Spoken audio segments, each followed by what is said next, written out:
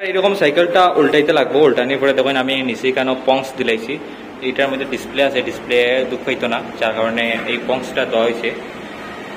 আর এখানে ওই রিমটা সেটর।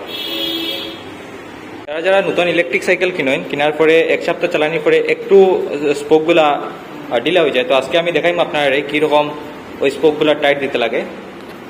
তো এইখানেও দেখতে পারা তাই স্পোকগুলা টাইট দিলে এই চাক্কাটা খুলতে লাগে না কিন্তু, কারণ রিমটা পুরা নতুন বানাইলো আছে, ওইটালি চাক্কাটা খুলতে লাগতো না।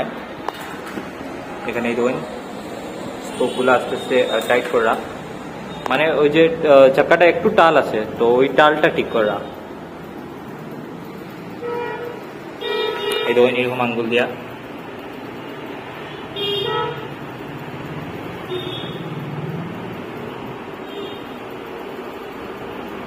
তো যারা এক্সপার্ট তারা চাক্কাটা খুলতে লাগে না, তো কাকু অনেক বেশি এক্সপার্ট, যার কারণে চাক্কাটা খুলতে লাগছে না। তো দেখতে পারা এই দেখুন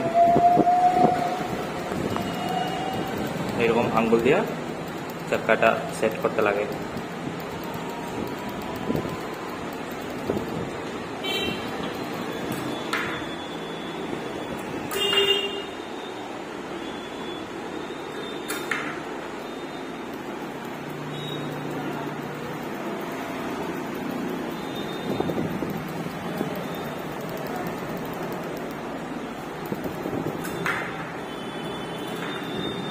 এটা টাল পুরা ঠিক হয়ে গেছে, একুরেট হয়ে গেছে, তো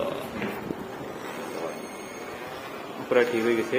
তো এরকম আপনারাও টালটা ঠিক করতে পারবা যখন আপনারা নতুন সাইকেল নিবা। যদি এরকম একটু স্পোকগুলা ঢিলা হয় তাহলে বিনা চাক্কা খুলিয়া এরকম ঠিক করতে পারবা।